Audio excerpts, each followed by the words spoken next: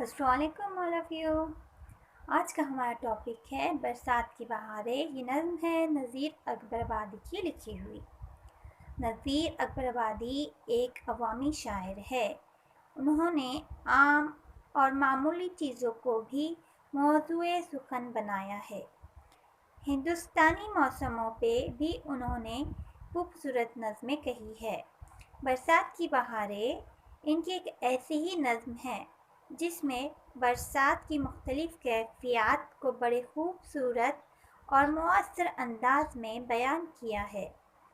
ساتھ ہی انہوں نے یہ بھی دکھایا ہے کہ برسات جہاں امیروں کے لیے لطف و تفریح کا سامان فراہم کرتا ہے، وہیں غریبوں کی پریشانیاں بڑھا دیتا ہے۔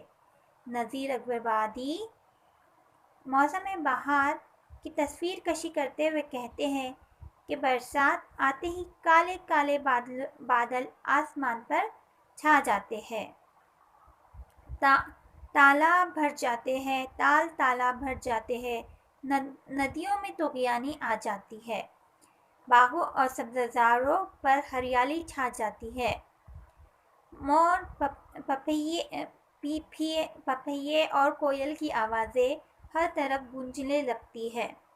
جہاں مالدار لوگ اپنے محلوں میں برسات سے لطف اندوز ہوتے ہیں، وہیں غریب اپنے جھونپڑوں میں کسی طرح گزارا کرنے پر مجبور ہو جاتے ہیں۔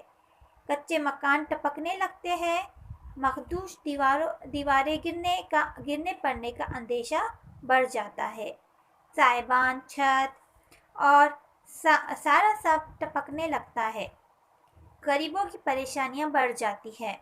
امیر لوگ برسات کا لطف اٹھانے کے لیے طرح طرح کے پکوان تیار کرتے ہیں، غریب لوگوں اور مزدوروں کی دال روٹی کا انتظام بڑی مشکل سے ہوتا ہے۔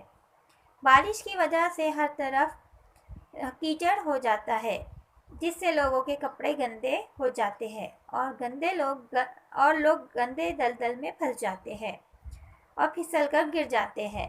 مگر ان تمام پریشانیوں کے باوجود ہر طبقے کے لوگ برسات کے موسم کی خوشیاں مناتے ہیں اور بارش سے لطف اندوز ہوتے ہیں۔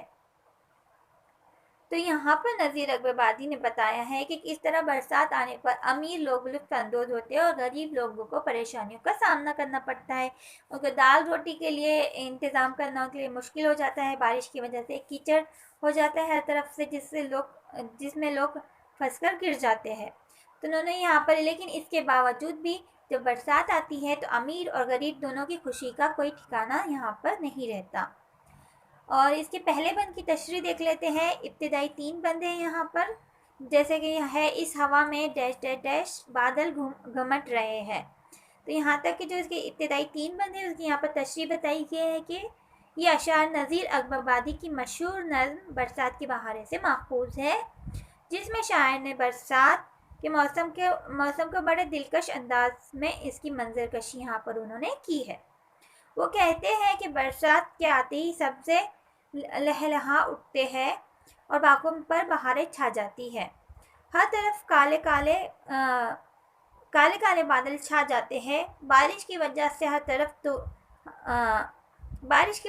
طرف جل تھل ہو جاتا ہے، تالاب سے پانی بھر جاتے ہیں اور دریاؤں میں طغیانی آ جاتی ہے، مور ناچنے لگتے ہیں اور کوئل پپیے کے نغمے گونجنے لگتے ہیں، ہگرس کے ہر طرف بارش کی دھوم مچ جاتی ہے اور ہر طرف بہار کی رنگینیاں چھا جاتی ہے۔ اس طرح سے ہر طرف بارش کی دھوم مچ جاتی ہے اور بہار کی رنگینیاں چھا جاتی ہے۔